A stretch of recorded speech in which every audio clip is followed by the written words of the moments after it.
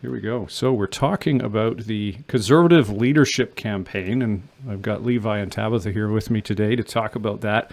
So we had the federal leadership debate yesterday. That was sort of the first big event, I think, on the calendar when it comes to the leadership race so far this year. Obviously, ARPA is nonpartisan, so we want to make that clear up front too, is that we're not stumping for any one candidate. We're not necessarily even stumping for one party, right? We're focusing primarily on issues and the furtherance of some of those issues as well. But Tabitha, maybe to start, what were your thoughts about how the debate went yesterday?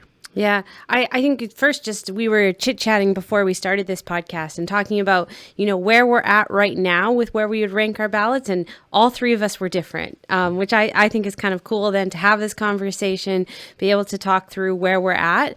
And I think with that, one of the things that I just would want to make known is it's okay to not be decided. It's okay to be waiting to see what candidates will say on certain issues, how the summer progresses, what else comes up. I really think it's important not to just decide early on and not be movable in that sense. So we had the debate last night. I think the debate was really interesting from my perspective, changed my perspective on a couple of the candidates.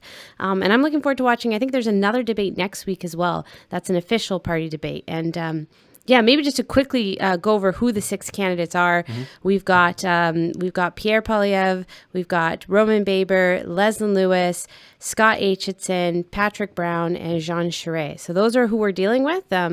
So yeah, that just interesting to talk about where they're all at, especially on the issues that are important to us. Levi, what were your thoughts from the debate last night? Well, I'm always the person who goes into some of these debates and expecting great things and then get disappointed by them.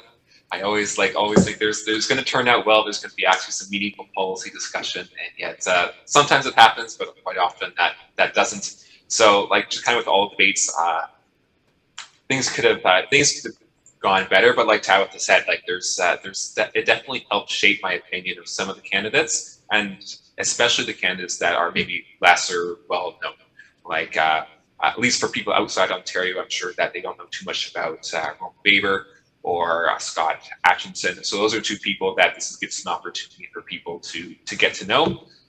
But here and there were good indications of where some of these candidates stand on a variety of issues, how they like to talk and their demeanor. I think that's one thing that maybe sets ARPA, for instance, aside from other organizations in the public square, is how we talk about some of the issues, the tone that we take. So it's interesting to see the candidates take different tacks there. Was there anything that stuck out to you in terms of the issues that ARPA deals with, where you're like, hey, that was dealt with well, or that was, those are the sorts of talking points that we're looking for? Well, one of the issues that I was happy that came up was on freedom of religion and Quebec's Bill 21 in particular. Now, that's not a issue that we've talked very much about ARPA, mostly because we don't deal too much with issues in Quebec. But essentially what that legislation does, that bans public servants or even people receiving public services, they cannot wear religious clothing when they're doing their job or getting those services. And Quebec says that it's perfectly fine because it's just a way to reinforce the Quebecois national identity. But for most of the rest of the country, particularly English-speaking Canada, most people see it as a discrimination based on religion. So there's lots of back and forth between most of the candidates declaring where they stand on this issue, or do they support the ban, that legislation, or are they opposed to it? And I was happy to see that I believe almost every candidate has said they're opposed to it. Some very clearly so, some less clearly so, or they might have changed their position. But that's one way that the freedom of religion that we deal with a lot of ARPA, how that got into the conversation in yesterday's debates, and I'm sure will continue to be in the debate going forward. Mm-hmm. Tabitha, in terms of We Need a Law's priorities, what stuck out for you? Obviously, there's big news out of the States that's been the topic of headlines and the topic of question period all week long. How does that factor in to this race? Yeah, I mean, you had going into it, Dr. Leslyn Lewis just coming out incredibly clearly pro-life with, in just a way that we've loved to see, is that specific pro-life policies, banning sex-selective abortion, banning coerced abortion, supporting pregnancy care centers. Just great to see those very specific pro-life policies. But my favorite thing that she did last night was she tried to get a response out of Pierre Poilievre. Where does he stand on abortion? This is another thing we were chit-chatting about before, is Pierre does not deal with the social issues. He tries to avoid them. Bill 21 is about the only social issue I've heard him take a stand on. I think it's very important that as social conservatives, we're reaching out to him and say, hey, where do you stand on MAID, on abortion and those issues? Because so far he hasn't said anything. Now, some of the other candidates have been on the record, specifically Patrick Brown and HSN have both said that they're pro-choice. And that's been a bit disappointing. And then you had Roman Baber, I think, is probably one of the more interesting ones to me. And I'm hoping to hear more from him, just because what he said in a tweet the other day was that, he didn't say the word pro-choice or abortion. He said he supports how people want to establish their families. But then he said, but I support the freedom to introduce private members' bills, to have free votes of conscience. That's really important to us in the movement, because we know that the Conservative Party is not fully pro-life. But we want to make sure we're preserving the freedom for our pro-life MPs so that they can keep advancing this cause forward.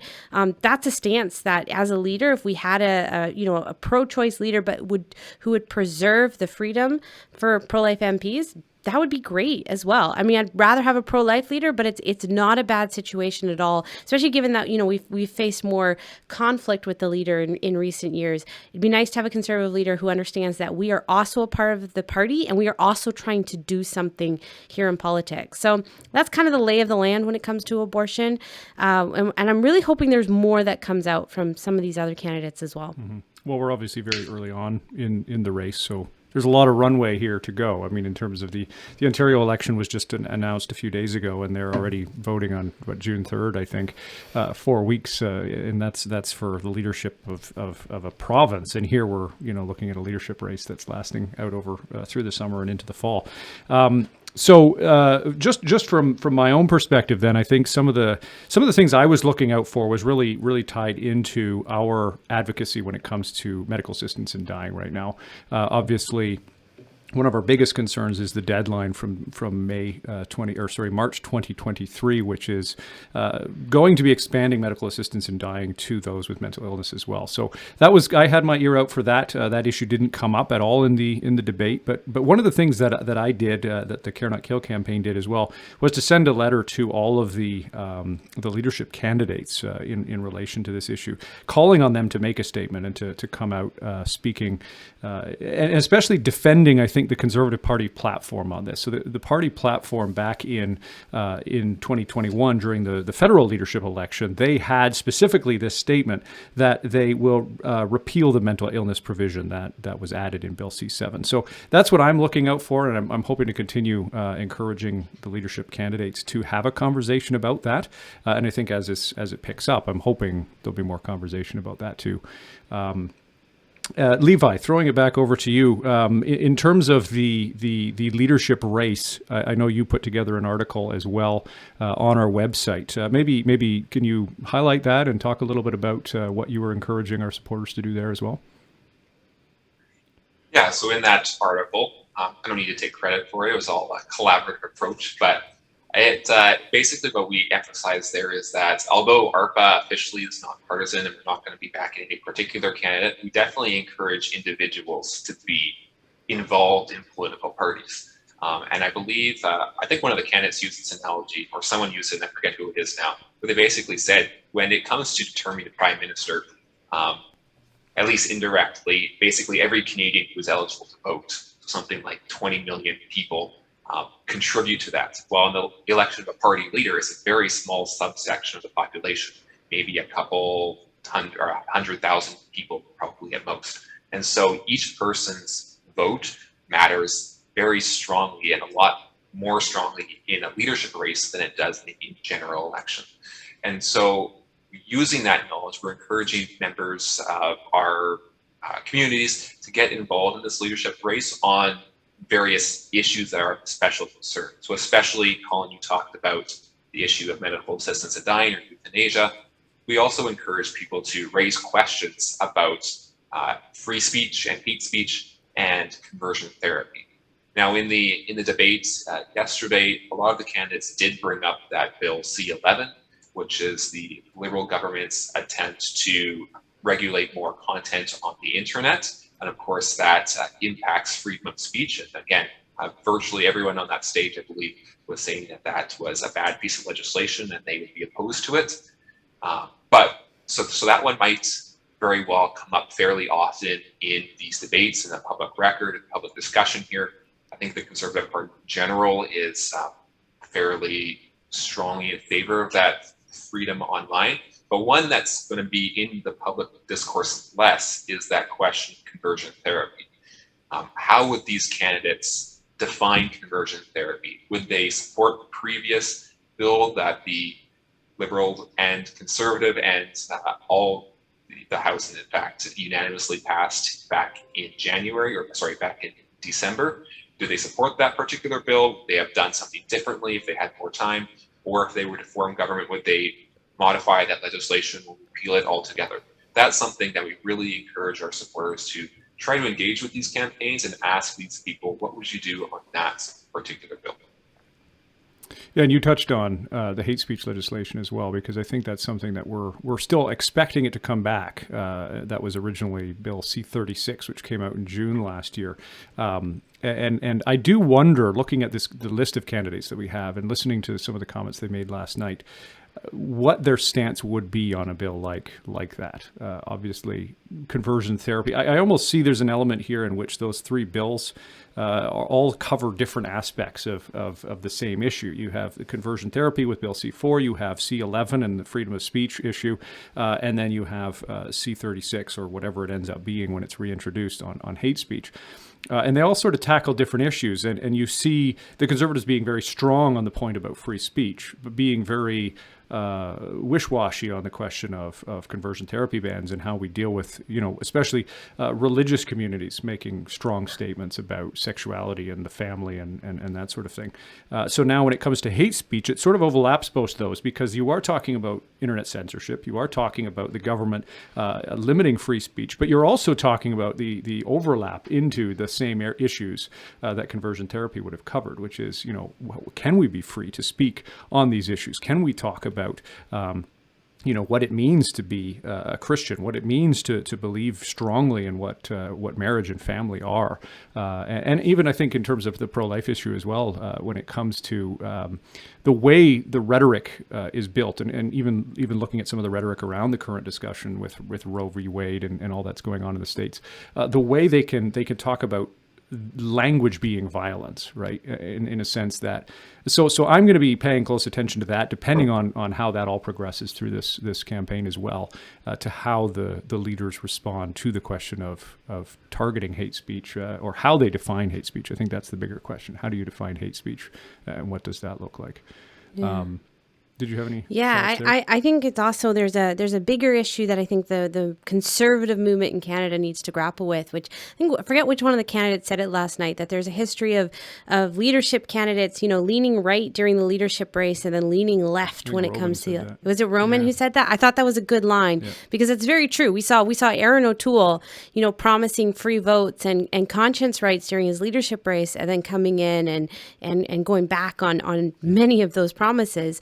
And I think there's something too that in a leader, and I don't know how you test for this during a leadership race, but are they going to stand up to the pressure? Are they going to have confidence in what they believe in, that when they get faced with the backlash that they will get faced with, that they say, no, this is right, that they say, no, okay, it might be hard to defend, not opposing the hate speech amendments, or it might be hard to talk about conversion therapy, but no, there is truth here, and this is worth dealing with. It's worth figuring out how to talk about it, because there are ways to talk about it that I think would be very winsome to most Canadians. But you have to have confidence and courage in order to do that, and I think that's one of the things I'm looking for in a Conservative Party leadership is someone who's willing to tackle difficult issues, who's willing to disagree, but who can do it in a thoughtful way. and in a way that sparks, more conversations and more just thinking among among Canadians on these issues. Let's not. Yeah, leadership. Yeah, that's a great point. Like, we talk about it with abortion all the time. We have so many euphemisms and platitudes. Why don't we come out and actually talk about what abortion actually is? When it comes to conversion therapy, there's lots of, we want to support LGBT people, which sounds good. And, even to us Christians, of course, we want to support everybody. But what does it actually mean? Let's get past that and talk about what these bills and these policies are actually doing to Canadians. So that's one of the things I'd be looking for a leader, for sure. Yeah. And Levi, if I can just jump in there, Colin. Yeah, go ahead. Yeah, just a little bit even larger than that. Those rather than just individual policies, which are crucially important and absolutely important. But if we're talking about leadership race here, I think this is an opportunity for this particular party to define what conservatism actually means. Because each of these candidates that are running, I think, has a different idea of what that means. And that was different than, for instance, what Aaron O'Toole thought conservatism means, or what Andrew Scheer thought, or even how Harper practiced it when he was in government for many years.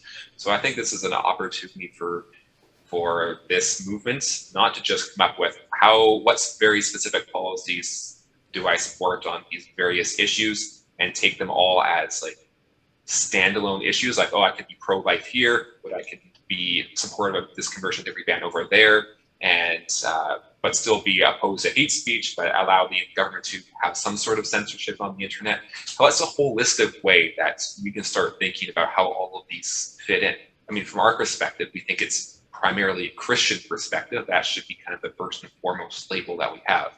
But obviously, the Conservative Party is going to try to frame things in terms of conservatism. So I would love to see some of these candidates try to outline, okay, these are the fundamental principles of conservatism in Canada, and then try to work that out in their policy. I think the closest person to try to do that so far has been Pierre Poilievre, mostly because he has been pretty vehement on what his goal is, just to make Canada the freest country in the world, which freedom is definitely a huge part of, in my view, what conservatism means. But is that the only thing that conservatism means? Does that mean that conservative always think that we should be more on the libertarian side, that, freedom, you can have the freedom to worship and the freedom to move around the country, but does that also mean freedom to have an abortion, freedom to have a transgender identity, the freedom to marry someone of the same sex? So what exactly does that freedom mean? What does conservatism mean? I think this is an opportunity that I think is so far being missed by most of the candidates, to have an overall vision of where they want the country to go and build a policy off of that. Well, and it could be so easy to just follow the polls, right? I mean, there's a sense in which I think the Liberals, in claiming to be the centrist party, they do that. They follow the polls. They just respond to issues almost on a case-by-case basis, just depending on where the winds spin, right? And so I think if the Conservatives take that same tack, and I think historically they kind of have, you just end up with a slightly different version of the same thing, right? And so I think that gets to your point, Tabitha, in terms of what does leadership look like? And I think getting back to abortion again, when we look at someone like Leslyn, who is taking leadership on an issue like this, who's willing to actually take a stand, and we've seen this with other candidates in the past who were pro-life and made it clearly the case. I think there's an element in which this whole hidden agenda question just falls to the wayside, right? And she's actually used that in some of her emails as well. But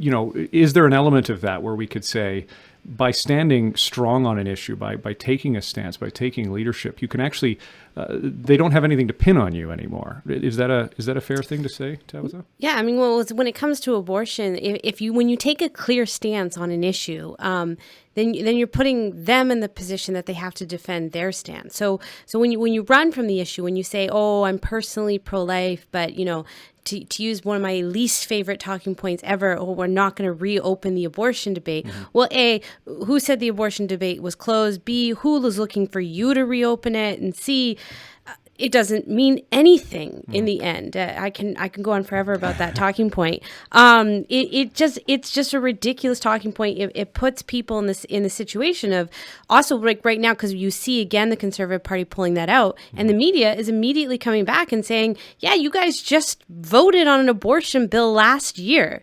Since when is this debate closed? Since when? And your party introduced it. So you. Well, and I think, Ro, like, regardless of what the Conservative Party can say, I think there's a sense in which using that talking point at this stage, when the news is coming out of the States, when they had nothing to do with them in this case, to say the abortion debate is closed sounds simply tone deaf. Oh, yes. And it looks like they're avoiding something. Right? Yeah.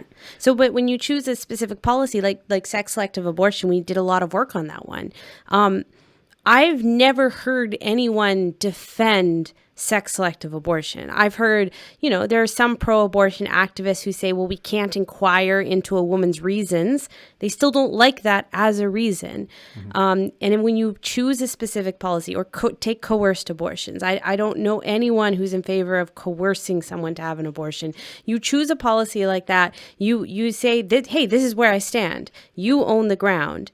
And now the other side is on the defensive, or forced to which they did during the sex selective abortion debate, forced to obfuscate and talk about something different.